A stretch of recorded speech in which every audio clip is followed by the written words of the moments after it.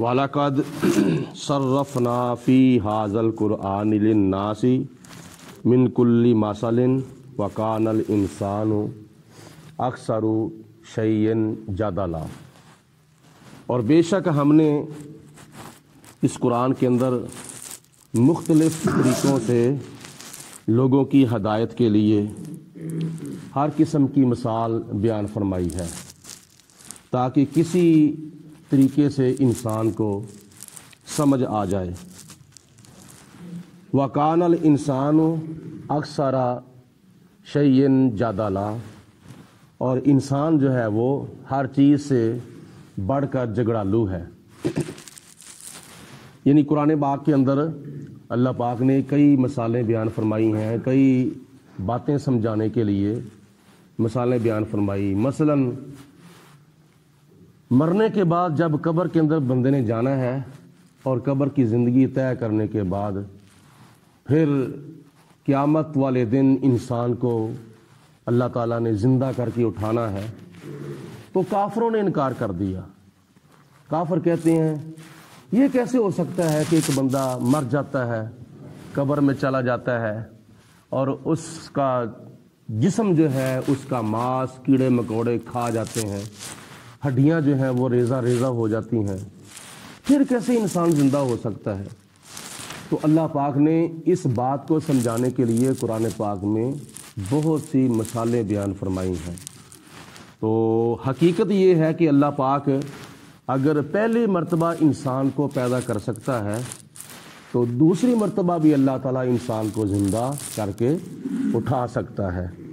لیکن جب یہ باتیں اللہ پاک نے اپنے پیارے حبیب علیہ الصلوۃ والسلام کو بھیجیں حضرت جبریل علیہ الصلوۃ والسلام کے ذریعے، تو حضور علیہ الصلوۃ والسلام نے جب مکے کے کافروں کے سامنے یہ باتیں بیان کیں، قرآن پاک کی آیتیں سنائیں، تو انہوں نے آگے سے بحث مباحثہ کرنا شروع کر دیا، جھگڑنا شروع کر دیا۔ اس لیے ان انسانوں کی طرف اللہ پاک اشارہ کرتے ہوئے فرماتا ہے کہ ایسے انسان جو ہیں وہ کیا نام ہے بہت ہی جلد باز ہیں، یعنی بحث مباحثہ کرتے ہیں۔ تو اس لیے اللہ پاک کی ذات بابرکات کا حکم کسی کی سمجھ میں آئے یا نہ آئے سر تسلیم خم کر دینا چاہیے۔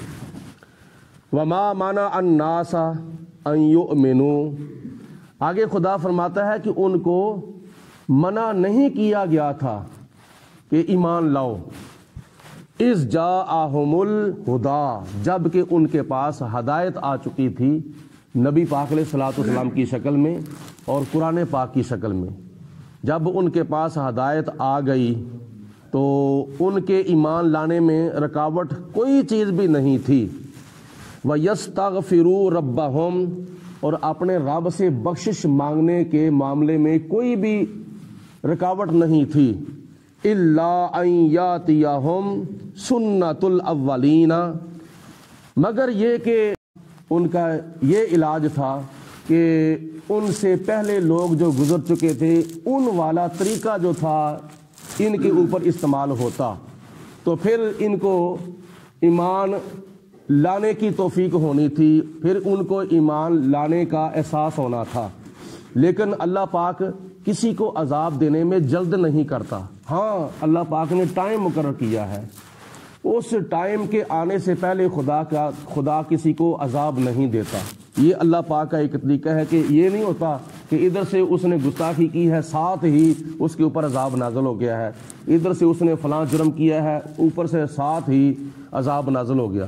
اللہ پاک ایسا نہیں کرتا، پہلے خدا تعالیٰ اس کو پیغام بھیجتا ہے اپنے رسولوں کے ذریعے، اپنے نبیوں کے ذریعے پہلے پیغام بھیجتا ہے، اور پیغام جب اس کو پہنچتا ہے تو پھر اگر وہ انکار کرتا ہے تو اللہ پاک فوری اس کو عذاب نہیں دیتا، پھر بھی خدا تعالیٰ اس کو ڈھیل دیتا ہے، اس کو مہلت دیتا ہے کہ ایک وقت ایسا آئے گا تیرے اوپر یہ عذاب نازل ہوگا۔ جیسے کہ پہلی قوموں کے اوپر قوم سمود، قوم ہود، قوم لوط اور قوم نوح اور قوم عاد کے اوپر عذاب آئے تھے تو فوری عذاب نہیں آئے تھے، بلکہ ان کے اوپر جو ٹائم مقرر کیا گیا تھا پھر خدا کی ذات نے ان کے اوپر عذاب بھیجا تھا۔ او یاتیہم العذاب قبلا، یا ان کا علاج یہ تھا کہ ان کے سامنے کی طرف سے ان کے اوپر عذاب آ جاتا۔ वमा नुरसिलुल मुरसलीना इल्ला मुबश्शिरीन व मुनज़िरीन, और हमने रसूलों को नहीं भेजा, अगर भेजा है तो उनके भेजने का मकसद यही था कि इल्ला मुबश्शिरीना, वो सिर्फ़ और सिर्फ लोगों को खुशखबरियाँ दें, व मुनज़िरीन, और लोगों को डराएं। यानी जो बंदा उनका कलमा पढ़ता है, कलमा पढ़कर उनकी अताअत करता है, तो वो अल्लाह के प्यारे रसूल अलैहिस्सलातु वस्सलाम उनको जन्नत की खुशखबरियाँ देते हैं।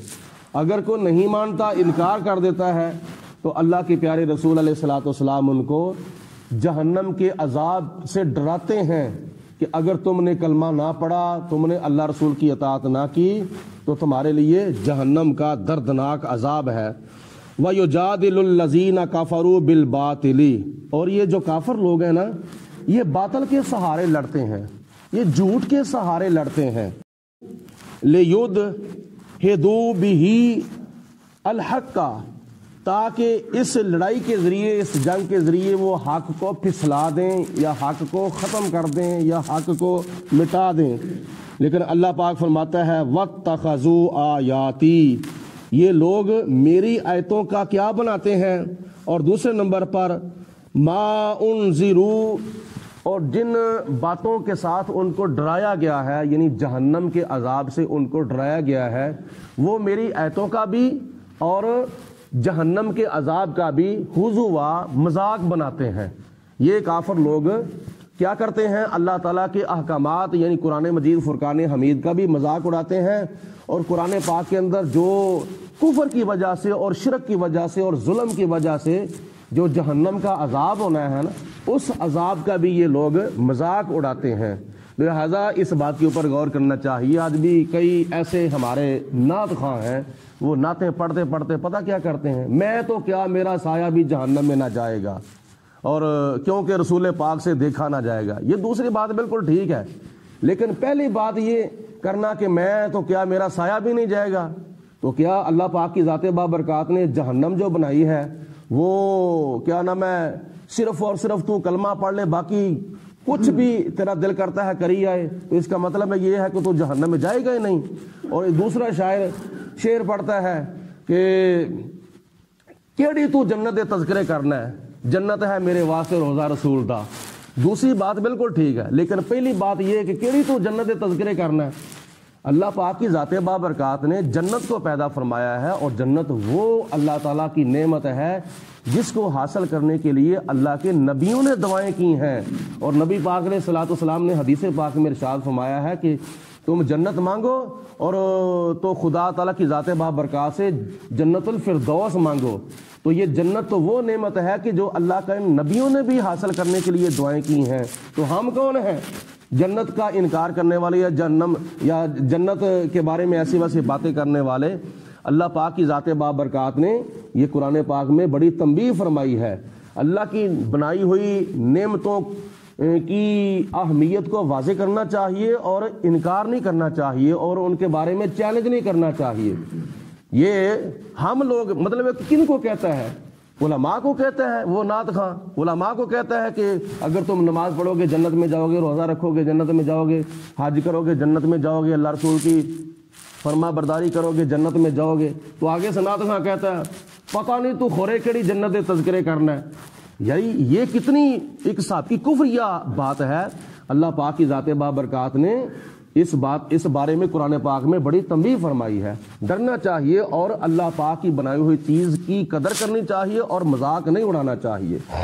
वमन अज़लमु मिम्मन ज़ुक्किरा बिआयाति रब्बिही, उससे बड़ा जालिम कौन हो सकता है जिसको अल्लाह ताला के कलाम की आयात बय्यनात से नसीहत की गई हो। फ़अरादा अनहा, तो उसने उन आयात बय्यनात से मुंह फेर लिया हो।